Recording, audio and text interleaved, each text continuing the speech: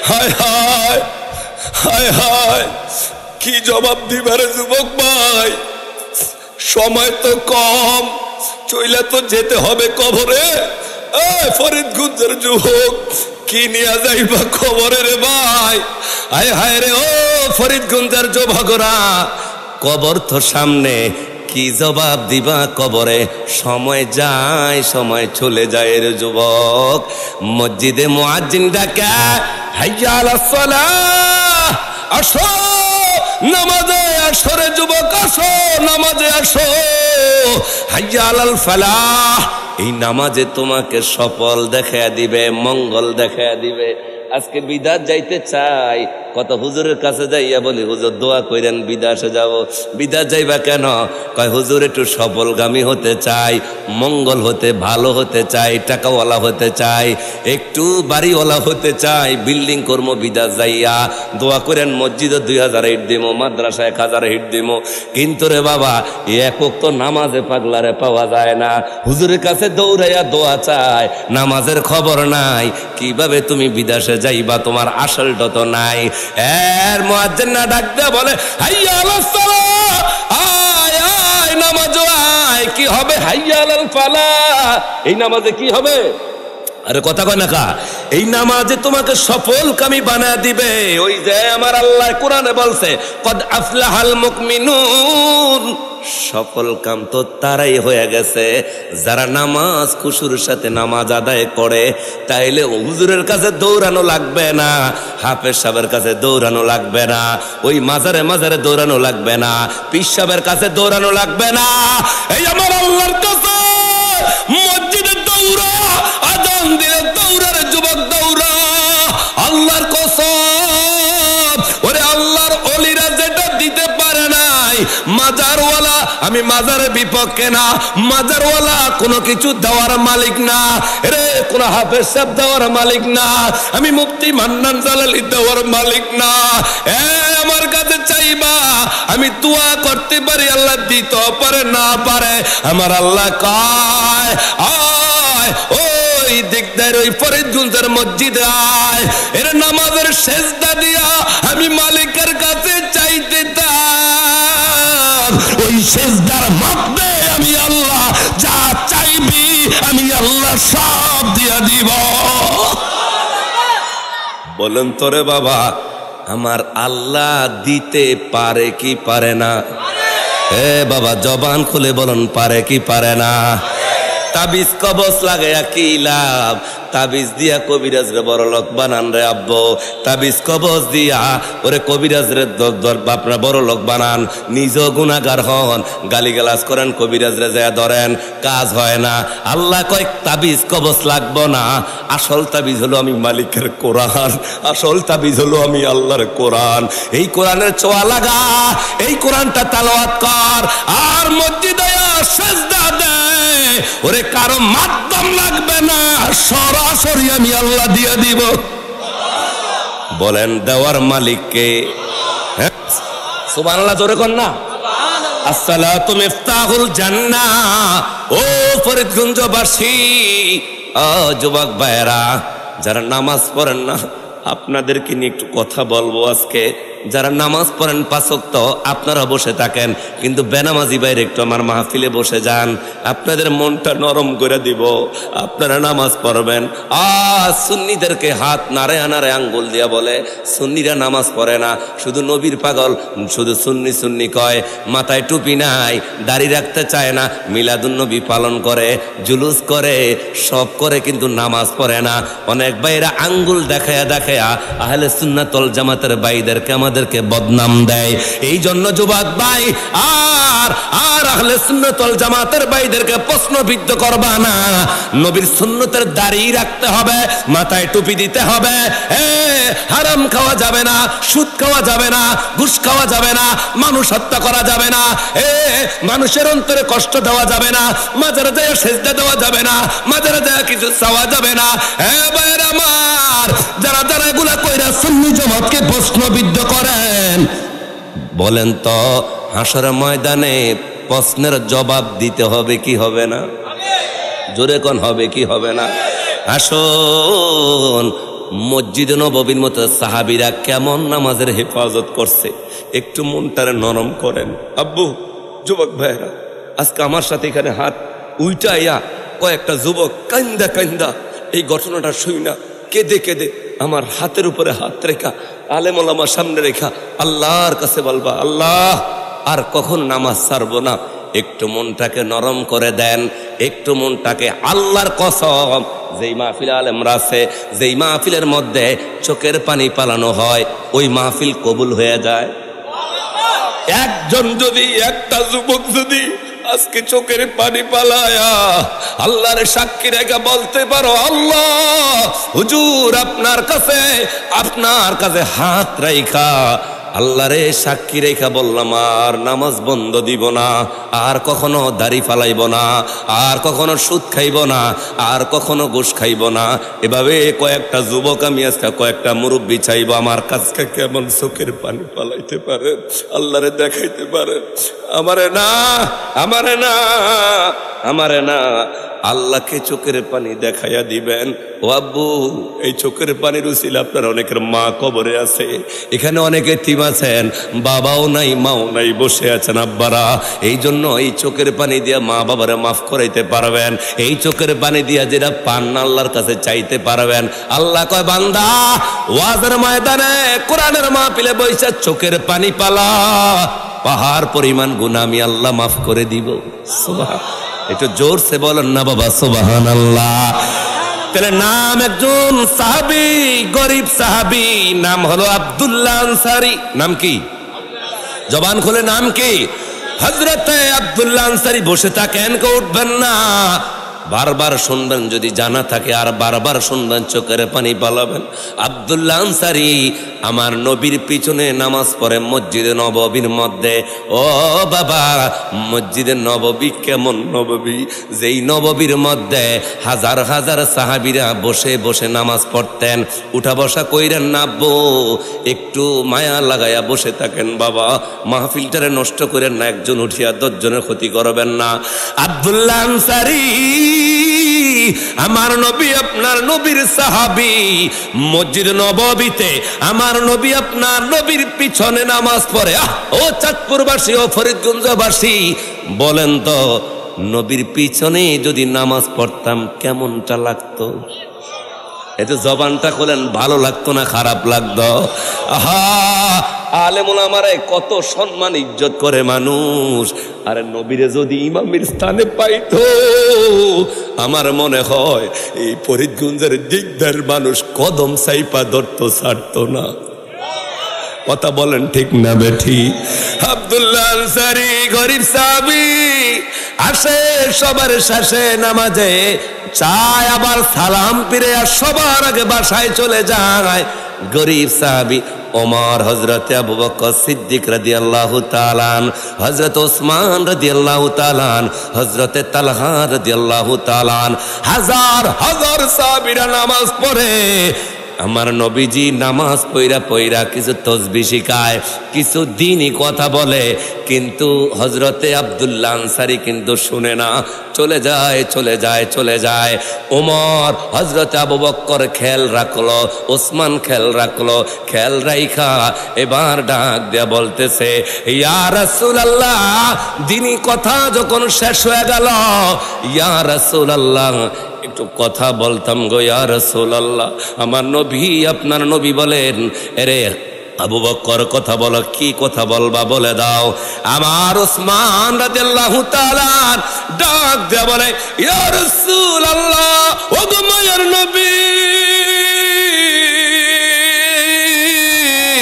একটু কথা বলতাম গো নবী।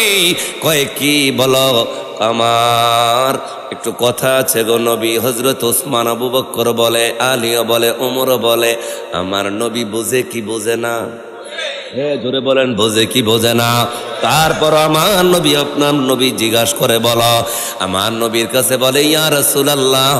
আবু বকর সিদ্দিক বলে, আমরাও আপনার পিছনে নামাজ পড়ি গো নবী। আব্দুল্লাহ আনসারী আপনার পিছনে নামাজ পড়ে, কিন্তু নামাজ পড়ার কিছু সিস্টেম আব্দুল্লাহ আনসারী মানে না। কয় কি? কয় আমরা আসি সবার আগে, যাই সবার শেষে, কিন্তু আব্দুল্লাহ আনসারী আপনার পিছনে আমাদের সাথে নামাজ পড়ে, আসেও সবার শেষে, যায় তাড়াতাড়ি চলে যায়। বুঝলাম না। তখন আমার নবী আপনার নবী বলে, বাবা স্টেজের মধ্যে একটু, আমি বুঝতেছি স্টেজের মধ্যে একটু ডিস্টার্ব হবে, আসা যাওয়া একটু কম করেন, আমি ছেড়ে দিচ্ছি বাবা। বাবারা, ও বন্ধুরা, দিলের কান লাগে শুনেন, মনটাকে নরম করেন। আব্দুল্লাহ আনসারী সবার শেষে আসে, যায়ও সবার। একটু কথা আমার দিকে দেখেন, আপনাদের দেখেন, আপনারা একটু পরে আসেন, চিল্লা আল্লাহু আকবার জোরে বলেন। ডারে বামে তাকান না, মনটাকে নরম করেন, মনোযোগ। আব্দুল্লাহ আনসারী আসে সবার শেষে, যায়ও সবার আগে। হযরত ওমর বিচার রাখলেন। আমার নবী কয়, এখন কি করব? ওমর ডাক দিয়ে বলে, ইয়া রাসূলুল্লাহ, যদি অনুমতি দেন, এত তাড়াতাড়ি আয়সা আবার তাড়াতাড়ি চইলা যায়, কেন যায়? একটু আমরা খোঁজ কইরা দেখব, আপনি নবী যদি অনুমতি দেন। বাবা, আবারও বলছি, চোখ দিয়া পানিগুলা পালানোর চেষ্টা করেন। এবার আব্দুল্লাহ আনসারীর বাড়িতে রওনা হলো। আব্দুল্লাহ আনসারীর বাড়িতে আমার নবী আপনার নবী দুইজন সাহাবী নিয়া, হযরতে আবু বকর, হযরত ওমর সিদ্দিক, হযরত ওমর রাদিয়াল্লাহু তাআলা, হযরতে আবু বকর সিদ্দিক রাদিয়াল্লাহু তাআলা সহ তিনজন সঙ্গী হইয়া হযরতে আব্দুল্লাহ আনসারীর বাড়িতে গেল। যায়া ডাক দিয়া কয়, আব্দুল্লাহ আনসারী,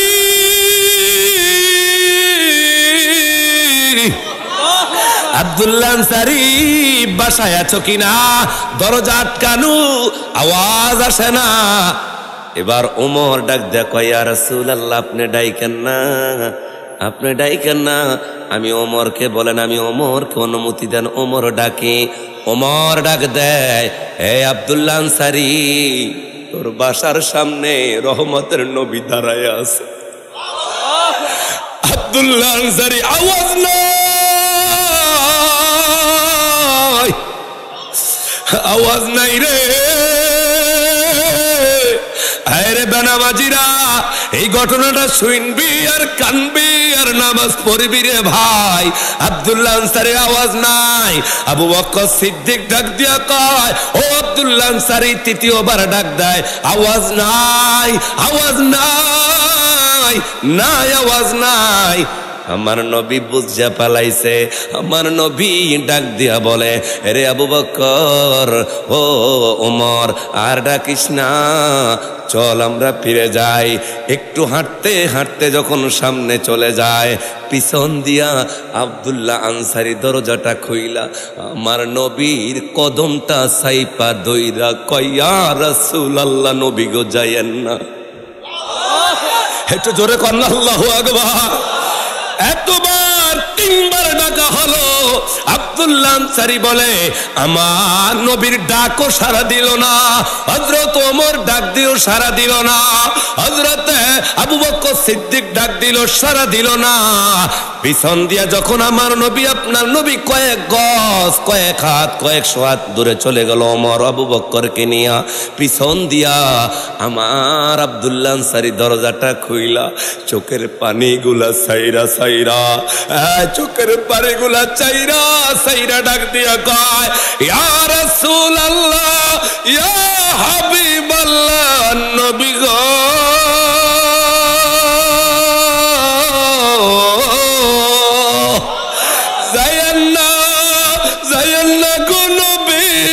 আমি আপনার আব্দুল্লাহ আনসারী, আপনার ডাকে সাড়া দিতে পারি নাই, এই জন্য এখন এসে সাড়া দিলাম। কদম সাইপা চোখের পানি দিয়া ওই কদমটা ছুপাইয়া ছুপাইয়া ডাক দিয়া কয়, এই তো আপনার আব্দুল্লাহ আনসারী হাজির। ওমর তো গরম না নরম? ওমর গরম হইয়া ডাক দিয়া কয়, এরে আব্দুল্লাহ আনসারী, এতবার নবীজি ডাকলো, তুই আওয়াজ দিলি না। আমি ডাকলাম, আওয়াজ দিলি না। হযরতে ওমর ডাকলো, আওয়াজ দিলি না। কেন আওয়াজ দিলি না? ওমর তো তরবারি লইয়া কল্লাটা আলাদা করার জন্য প্রস্তুত হয়ে গেছে। আবু বকর সিদ্দিক আনজায়া দইরা, আবু বকর সিদ্দিক তো নরম দরের সাহাবী, নরম মনের সাহাবী, আনজায়া দইরা কয়, ওমর রে পাগলামি কইরো না। ওমর ডাক দিয়া কয়, পাগলামি করব না কি করব? নবীজার বাড়িতেই সামনে আইসা আরে পিরায়া পড়ে এই আব্দুল্লাহ আনসারী ঘরের ভিতরে তাইকা আমার নবীর ডাকে সাড়া দিল না। আমি ওমরের তরবারি দিয়া তার কল্লা ফলাইয়া দিব। আরে আব্দুল্লাহ আনসারী আর চোখের পানি পালাইয়া কাঁদতে লাগলেন। আমার নবী কয়, ওমর পাগলামি করিস না রে, আমি একটু জানি বুঝি। আব্দুল্লাহ আনসারী যে দরজা খুলতে দেরি করলো, আমার ডাকে সাড়া দিল না, আমি একটু জিগাই এর মধ্যে কোন রহস্য আছে না নাই? জোরে কোন আছে না নাই? এবার ওমর আবু বকর সিদ্দিক রাদিয়াল্লাহু তাআলা ওদের দুইজনকে আলাদা রাইখা আব্দুল্লাহ আনসারীরে একদম পাশে আড়ালে নিয়ে গেল। এবার ডাক দিয়া কয়, বল আব্দুল্লাহ আনসারী, আমি নিজে তোর বাড়িতে আসলাম। আজকে আমরা কত দামি হইয়া যাইতাম, নবীর আব্দুল্লাহ আনসারী দাওয়াত দিল না, নিজে আমার নবী আব্দুল্লাহ আনসারীর বাড়ি যায়। হায় রে চাঁদপুরাবাসী, হায়রে ফরিদগঞ্জবাসী, আজকে আমাদের এই দিকদারের ফরিদগঞ্জের ভাঙা ঘরে যদি আমার নবী আইতো রে, কলিজাটা কাইটা নবীর দেখাইতা, আমার নবীর কদম চাইবা ধরতাম। কথা বলেন ঠিক না বেঠি? হায়রে চাঁদপুরবাসী, আমার নবী আপনার নবী বলে, বল ও আব্দুল্লাহ আনসারী কেন আসলি না? আব্দুল্লাহ আনসারী চোখের পানি গুলায়, যুবক একটু কান্নার ভাব আনো, যদি চোখের পানি নাও আসে একটু কান্নার ভাব ধরো, যার চোখের পানি আসে তার দিকে তাকাও, কান্না আসবে। কান্না আসলে তুমি আজকে লাকি, সব গুনাহ মাফ করবে আমার আল্লাহ। এই ঘটনাটা শুই না রে ভাই। আব্দুল্লাহ আনসারী কয়, ইয়া রাসূলুল্লাহ, নবী গো, আমি কেন আসতে পারি না? আপনি প্রথম জবাব দিয়েছেন, আমি প্রথম জবাবে আওয়াজ আমার কানে গেল, আমি আওয়াজ দেই না। যদি আমি আওয়াজ দেই তাহলে আপনি আওয়াজ শুই না, দরজা না খুললে কষ্ট পাবেন। আপনি যখন আমাকে ডাকেন তখনও আমি শুনি। আবু বকর সিদ্দিক আমার ভাই আমাকে ডাকছে, তখনও আমি আওয়াজ দেই না, আমার আওয়াজটা কানে আসছে। ইয়া রাসূলুল্লাহ, ওগো মায়ার নবীজি, আমার ওমর ভাই আমার যখন ডাকছে তখনও আমি আওয়াজ শুনছি, কিন্তু আসতে পারি নাই। আপনি আমাকে প্রশ্ন করেছেন কেন আমি মসজিদের মধ্যে তাড়াতাড়ি যাই, আবার তার দেরিতে যাই, আবার কেন সবার আগে চলে আসি সালাম পিরায়া। ইয়া রাসূলুল্লাহ, নবী গো, আমার স্ত্রী আমার একটা মাত্র কাফর, এই একটা কাফর দিয়া গো নবী আমার স্ত্রীও নামাজ আদায় করে, আমি আব্দুল্লাহ আনসারীও একটা কাপড় দিয়া নামাজ পড়ি বিবস্ত্র অবস্থা। মামা একটু দিলের কান লাগে শুনবেন মা, এটা কোরআনের মাহফিল, এই জন্য কোরআন শরীফটা হাতে নিয়ে আজকে আলোচনাটা শুরু করতে লাগলাম। যুবক ভাই, মুরব্বী আব্বারা, জবান থাকলে বলেন, কোরআনের কথা যেই জায়গার মধ্যে হয়, যেই মহল্লার মধ্যে হয়, ওই জায়গার মধ্যে রহমত দিয়া ভরপুর করে দেয় কে? মাশাআল্লাহ, কে? আল্লাহ। কেমন রহমত রে ভাই, কেমন রহমত। আমার নবী আপনার নবী বলে এই কোরআনের মাহফিল দিয়েছেন আপনারা, এই খন্দল শাহ হুজুরের রুহের মাগফিরাত অথবা ওনার স্মরণের মাহফিল অথবা ইসহালে সওয়াব মাহফিল। এ আমার ফরিদগঞ্জের আব্বারা, ও চাঁদপুরের আমার যুবক ভাইয়েরা রে, আমার কি লাভ হয়েছে, কি লাভ হবে দেখেন। এই যে কোরআনের মাহফিল, এই কোরআনের মাহফিল দেওয়াতে কেমন সওয়াব, কেমন সওয়াব। এ বাবারা, বলতে চেয়েছিলাম এই মাহফিল দেওয়াতে আপনারা খুশি না বাজার? শুধু আপনারা খুশি না, আমার নবী আপনার নবী বলেন যেই মহল্লার মধ্যে কোরআনের কথা বলা হয়, হাদিসের কথা বলা হয়, ওই মহল্লার কবরবাসীরা খুশি। বলেন রে বাবা, এই মসজিদের আশেপাশে কবরস্থান আছে না নাই? এভাবে কথা বলবেন, আছে না নাই? এই কবরবাসীরা কেমন খুশি, কেমন খুশি গো। আমার নবী আপনার নবী বলেন, আয় উম্মত শুইনা রাখো, যে এলাকার মধ্যে কোরআনের কথা বলা হয়, যতক্ষণ পর্যন্ত এই কোরআন থেকে তেলাওয়াত হবে, কোরআনের মাহফিলের আওয়াজ যতক্ষণ পর্যন্ত ওই মহল্লার মধ্যে হবে, আমার আল্লাহ কয়, হাবিব জানে দেন, আমার নবী আপনার নবী বলে ততক্ষণ পর্যন্ত ওই মহল্লার কবরের আযাব কোরআনের বরকতে আমার আল্লাহ মাফ করে দিবেন। খুশি না বেজার? তাহলে আমরা খুশি, কবরবাসীরা খুশি। এই জন্য মাগো, ও ফরিদগঞ্জের যুবক ভাইয়েরা, ও চাঁদপুরের ভাইয়েরা, এমন মাহফিল রেখা দোকান পাড়ে শয়তান আমাদেরকে ঘুরাইবে। ও যুবক ভাইয়েরা, পায়ে হাত দিয়া বলে দিয়ে যায়, আমিও যুবক, আসো কোরআনের মাহফিলে আসে যাও। ও যুবক ভাইয়েরা, শয়তান কিন্তু আমাদের প্রকাশ্য শত্রু।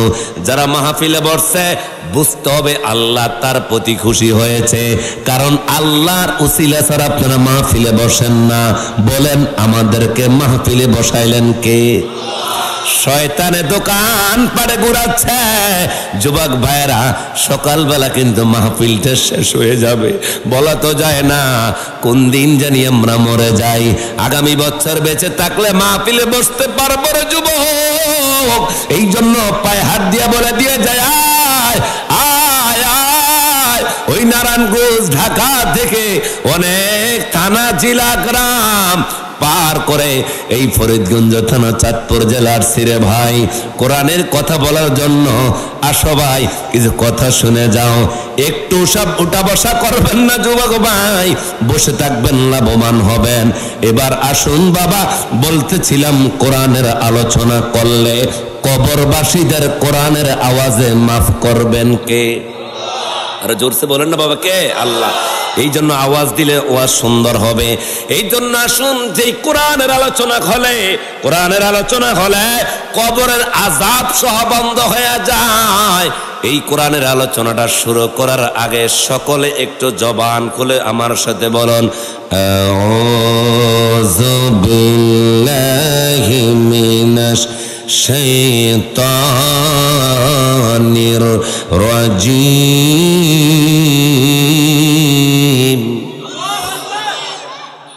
আল্লাহু আকবার ওয়া লিল্লাহিল হামদু। বিসমিল্লাহির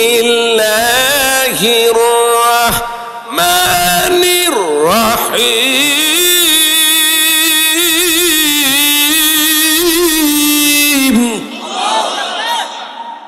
قد أفلح المؤمنون।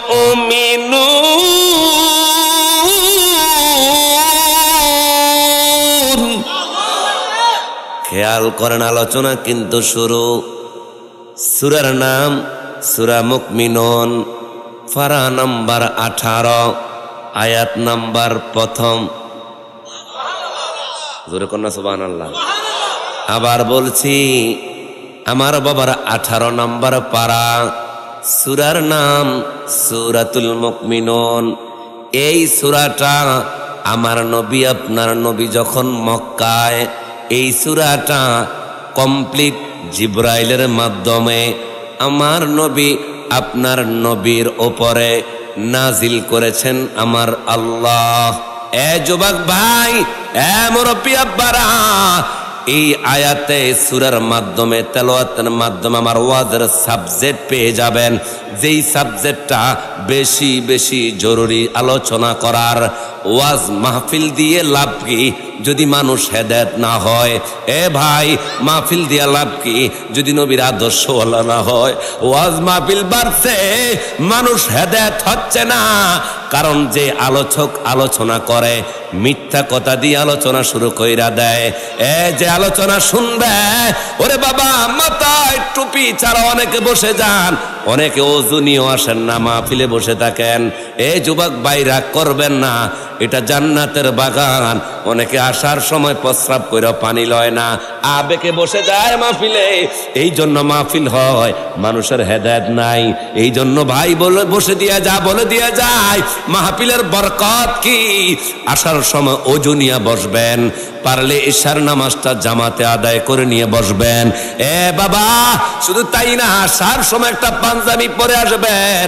আসার সময় বাবা নবীর সুন্নতের মেসওয়াক করে মাহফিলে বসবেন। আর নিয়ত করবেন সুর শোনার জন্য না, নিয়ত করবেন বক্তার অঙ্গি ভঙ্গি, মিথ্যা কথা সাজানো গোছানো কিচ্ছা কাহিনী শোনার জন্য না। বসবেন এই নিয়তে, এখান থেকে আলোচনা শুনে নবীর আশেক হয়ে, আমলওয়ালা হয়ে বাড়িতে ফিরব। 1000 টন গুনাহ নিয়ে বসবো, ওই গুনাহ মাপ নিয়ে বাসা যাব ইনশাআল্লাহ। বলেন ইনশাআল্লাহ। বাবা বসে থাকেন, উঠা বসা করবেন না। তাহলে বাবা খেয়াল করবেন, গভীর মনোযোগ দিবেন, আলোচনার বরকত কমে যাবে। আবারও বলি, যদি উঠা বসা করেন, বসে থাকেন, উঠবেন না। যারা দাঁড়িয়ে আছেন, আমি আপনাদের বলবো না বসেন, কারণ বললে আপনারা চলে যাবেন। যদি সম্ভব হয় আপনারা বসে যাবেন। এই জন্য শুরু করে দিলাম। আল্লাহ কোরআনে বলে, কদ আফলাহাল মুমিনুন।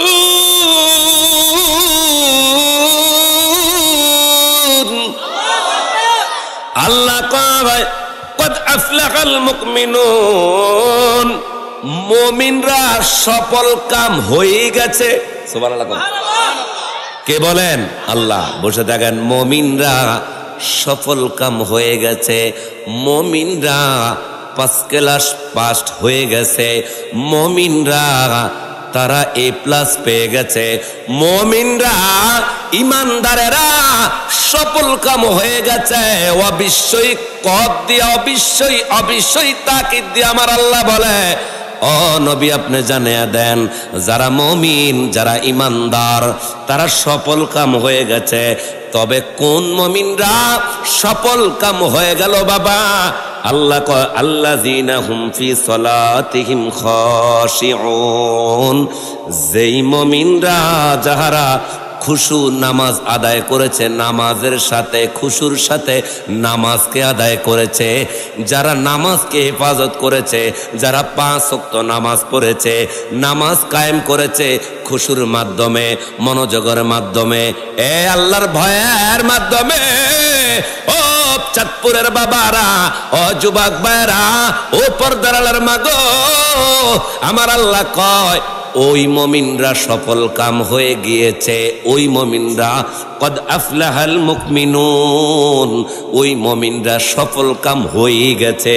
কারা? আল্লাযীনা যাহারা হুম ফি সলাতিহিম খাশিউন, যারা খুশুর সাথে নামাজ আদায় করেছে, মনোযোগের সাথে নামাজ আদায় করেছে। এ বাবারা বলেন, বলেন কথাটা কার? আরো জোরে বলুন, কার? একটু গভীর মনোযোগ দিবেন বাবা। অনেকে বলতে পারেন, হুজুর পুরাতন ওয়াজ শুরু করলেন, আজকে ওয়াজ ভালো লাগে। হুজুর ফজরের টাইমে ঠান্ডা দিয়া ওযু কইরা নামাজ ভালো লাগে না? আছে না নাই? মজার কথা আসবে, বসে থাকেন। এই নামাজ দিয়ে আজকে আপনাদেরকে মজা দিব ইনশাআল্লাহ। বাইগা কলিজার যুবক ভাইরা, আমার আল্লাহ কয়, সফল কাম তারাই হয়ে গেছে, এ যারা যারা খুশুর সাথে নামাজ আদায় করেছে, নামাজি যারা, জামাজি যারা, সেজদাওয়ালা যারা, তাহাজ্জুদওয়ালা যারা, এ ফজরের আজান দেয়, ওই যুবক মুরব্বী আব্বারা, এর ঠান্ডার সাথে এই প্রচন্ড শীতের মধ্যে কম্বল পালায়া, এক হাতা পালায়া, মশারি খুলিয়া, শয়তান রে লাথি মারিয়া ওই দিকদার মসজিদের মধ্যে আজান দেয়, দৌড়াইয়া যাইয়া নামাজে দাঁড়াইয়া যায়। অজু মানে না, শীত মানে না, শয়তানের ধোঁকা মানে না। বাবারা ঠান্ডা লাগবে মানে না, সর্দি লাগবে মানে না। অনেক পাগলার নিউমোনিয়া, ঠান্ডা, এর বাবা, কিন্তু বাবারা ডাক্তার নিষেধ করেছে ঠান্ডা পানি ছুঁইবেন না, ঠান্ডা পানি দিয়ে অজু বানাইবেন না। তারপর পাগলার ডাক্তারের নিষেধ শুনে না, ডাক্তারের আদেশ শুনে না। ডাক্তারের আদেশ না শুনিয়া ওই নিউমোনিয়া নামক ঠান্ডা, শ্বাস নামক ঠান্ডা দিয়া শ্বাসকষ্ট, এরপর ঠান্ডা পানি দিয়ে অজু বানায়া আল্লাহু আকবার বলে আজান দেয়। মুয়াজ্জিন দেরি করে না, দৌড়ায়া ঠান্ডা পানি দিয়ে অজু বানাইয়া মসজিদে চলে যায়। আমার আল্লাহ ডাক দিয়া কয়, মতো রোগগুলা বিনা ঔষধে আমি আল্লাহ সুস্থ করে দিব। চিল্লাইয়া জোরে জোরে বলুন মারহাবা। একবার আওয়াজ দিয়া কন ইয়া রাসূলুল্লাহ। আব্বুরা, যুবক ভাইরা, আজকে নামাজের জন্য পাগল হইতে পারলা না, বক্তার ওয়াজের জন্য বসে থাকা। বক্তায় কোন গজলটা গাইবে সুরে সুরে ভালো লাগে, বক্তার বিভিন্ন কিচ্ছা কাহিনী ঘটনা ভালো লাগে, কিন্তু মসজিদে আসতে ভালো লাগে না। যুবক ভাইরে, তুমি নামাজের মজাই পাও না, এই জন্য তুমি মসজিদে এসে সেজদা দাও না আমার মালিক রে। আল্লাহর কসম, আল্লাহর কসম, আমার নবী, আপনার নবী ডাক দিয়া বলে, সাহাবীরা, হাদিস থেকে বলতেছি, আমার নবী, আপনার নবী বলে, সাহাবীরা, এই যে সামনে পুকুর দেখা যায়, নদী দেখা যায়, এই নদীর মধ্যে যদি দৈনিক 5 বার গোসল করা হয়, তোমরা উত্তর দাও, কোন শরীরের মধ্যে 5 বার গোসল করলে তোমাদের শরীরের মধ্যে কোনো ময়লা থাকতে পারেনি। সাহাবীরা ডাক দিয়া কয়, ইয়া রাসূলুল্লাহ, ইয়া হাবিবাল্লাহ, নবী গো, না না না, একবার পুকুরে গোসল করলে তো ময়লা থাকতে পারে না, 5 বার দৈনিক গোসল করলে প্রশ্নই আসে না কোনো ময়লা থাকবে, তার শরীরের সব ময়লাগুলো দূর হয়ে যাবে।